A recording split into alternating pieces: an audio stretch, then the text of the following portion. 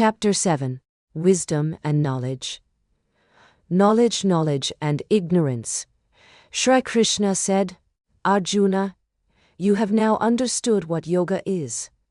Now I shall tell you about knowledge, of the Brahman, and the worldly knowledge. You may perhaps wonder about the relevance of worldly knowledge here, but it is necessary to know about it, first because when knowledge is experienced, where thoughts stop and logic does not work, worldly knowledge is different from this. And ignorance is to think that worldly knowledge is the true knowledge, i.e. knowledge of the Brahman. Now I shall tell you the method by which ignorance will disappear. Worldly knowledge will burn itself, leaving nothing behind, and knowledge will be apparent. 7:5-7. Only 1 in 1,000 longs for this knowledge, and even among those it is rare that somebody will know me.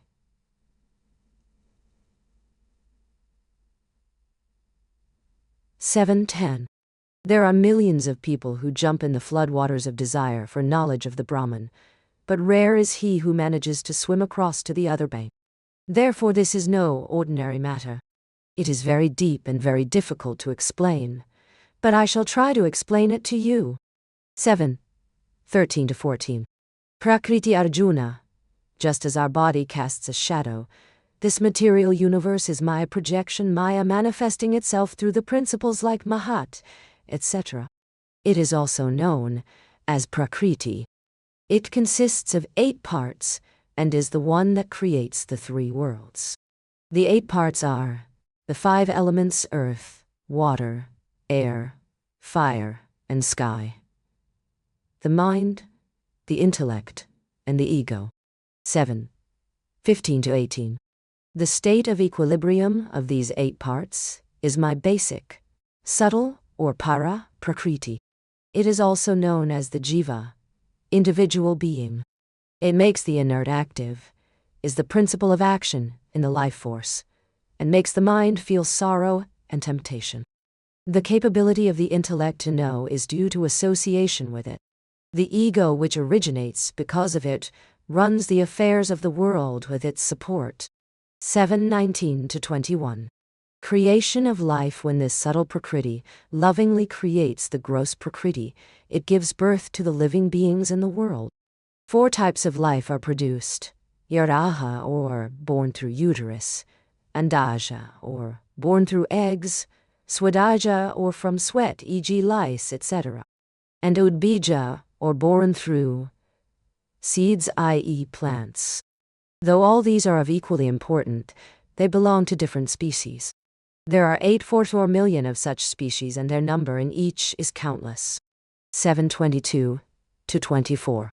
The Prakriti, nature, produces lives in each species with the help of the 5 elements, and controls their population. Nature makes them to be born, to live in the world, and then causes them to die and return to the 5 elements. In this process it demonstrates the working of actions and non-actions by the creatures. 7:25-26. Though it is the nature which creates this expanse of the material world, it is in reality my projection, and therefore I am the beginning, middle, and the end of this world. 7:28. Just as the root cause of mirage is the sun, similarly, when this visible universe has dissolved and reached the original state, that original state is only me. Thus whatever is created and destroyed is in me, and I support it from inside and outside. 7:29-32. Therefore, Arjuna, understand that the liquid principle of water, the feeling of touch of the wind, the light of the sun and moon is me. The natural fragrance of earth is me. The sound from the sky is me. And the sound of Om from the Vedas is also me. The virility in man is me. The essence of the ego is me. 7:33-35. The basic energy in the fire is me. There are different kinds of living creatures in this world who survive on different kinds of food, and I exist inseparably in the means for their survival. 7:36-39.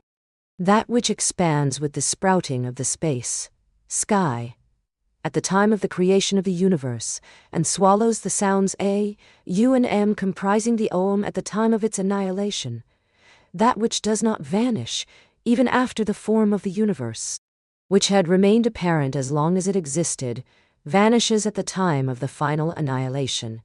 That formless entity, that self-generated seed of the universe, is me.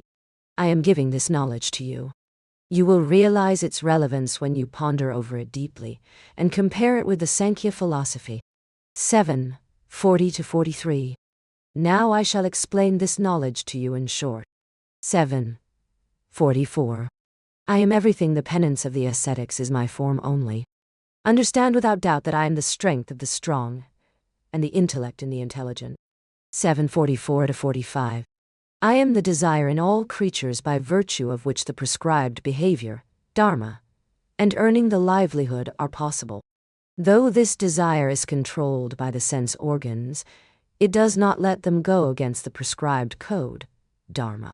Whenever the desire is not tending towards the prohibited actions, it is guided by the self-restraint.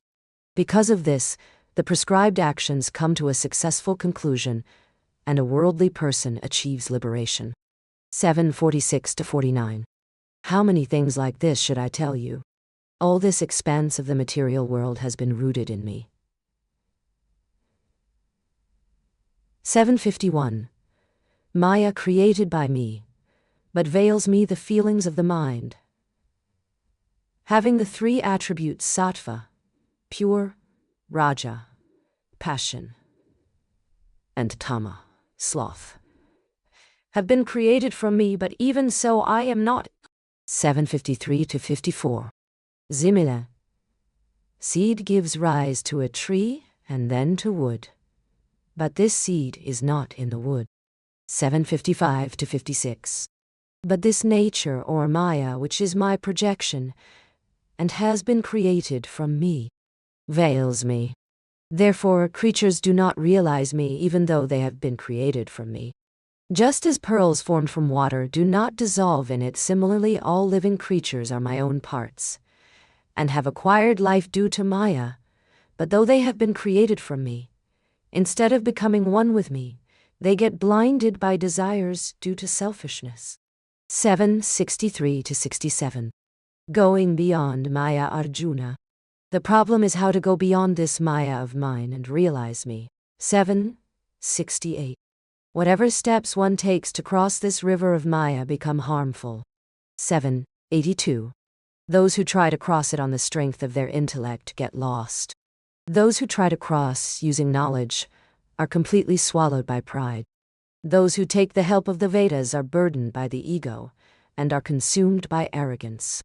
7:83-84.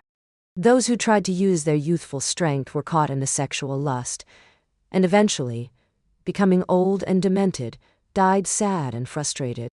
7:85-88. Those who perform yajnas get trapped in the wedge of heavenly enjoyment. 7:89. Those who, desiring liberation, perform ritualistic actions get caught in the issues of right and wrong. 7:90. To say that detachment and discrimination are not sufficient, and even all-round yoga practice also is rarely useful for crossing this river of Maya, is like saying that a sick person who neglects to observe diet will get cured. 7:91-92. A person cannot cross this river of Maya by his own efforts. 7:96. Only those who are single-mindedly devoted to me can cross it. Actually, they do not even have to cross it because they have rid themselves of the illusion of Maya even before they die. 7:97. Those who are guided by a true guru, who hold on to their experiences and have taken the route to self-realization, those who by shedding the ego, calming the mind, avoiding desires, followed the path of knowledge for ease in attaining unity with the Brahman, leap towards liberation and attain it with the strength of detachment and with the conviction I am that. But such devotees are very rare. 7:98-102. Except for that one devotee, all others are affected by ego, and therefore they forget the self. They remain unaware of their lack of religious observances, are not ashamed of impending degradation, and develop the tendency to do what Vedas forbid. 7, 103 to 104. Arjuna. They get engrossed in sense pleasures, totally forsaking the purpose of their rebirth, and are full of passions with feelings of I and mine. There is no realization even when they get hit by pain and sorrow, because their minds are clouded by the effect of Maya. Because of this they missed attaining me. 7, 105 to 107. 4 types of devotees. The devotees who gain spiritually from their devotion to me may be divided into 4 types. Artha, distressed. Jinasu, curious artharthi. Desirous of wealth. And Jnani, enlightened. 7, 108 to 100. Artha becomes my devotee because of his desire to be rid of his distress. Jinasu worships me because he wants to know about me out of an intellectual curiosity. The reason for which the third, i.e. Artharthi type, worships me is obvious. It is for wealth. But it is 4th type, i.e. Jnani, who is my real devotee, for he wants nothing but me for my own sake. He, by the light of his knowledge, has destroyed the darkness of duality between him and me, and achieved oneness with me, and even then wishes to remain my devotee. 7, 110 to 112. From his external actions he appears to be my devotee, but internally he has become me, and in the light of this knowledge he knows that I am his soul. Therefore, feeling satisfied, I too consider him as my soul. How can he who lives realizing the signs beyond life be different from me, even when he is in body? 7, 113, 114, 116, 118. I like a devotee who comes to me with selfish motives, but the devotee I really love is the Jnani type. 7, 119. He is nothing but my soul. 7, 126. My best devotee, avoiding the obstacles of desire and anger in the wilderness of sense pleasures, he acquires good tendencies. And in the company of saintly people, he avoids bad behavior and treads the straight path of righteous actions. How can one who, desireless of fruits of his actions, treads the path of devotion through hundreds of lifetimes, bother about the goal of those actions? 7, 127 to 129. As he travels alone in the darkness of possessing the body during successive rebirths, the dawn of the end of the burden of his karmas comes. 7, 130. Now the morning light of the benevolence of the true Guru removes the darkness of ignorance, and with the bright illumination from the rays of knowledge, he realizes the wealth of equality. 7, 130. 7, 131. Wherever he casts his eyes, he sees only me, and nothing but me. Just as water is within and without a vessel dipped in it, so is he within me, and I within him, and outside him also. But all this cannot be expressed in words. 7, 139, 1 to 134, 134. Great soul like this is rare. 7, 137. Worship with intent, rest of them worship me only for pleasures, and get blinded by desires. 7, 138.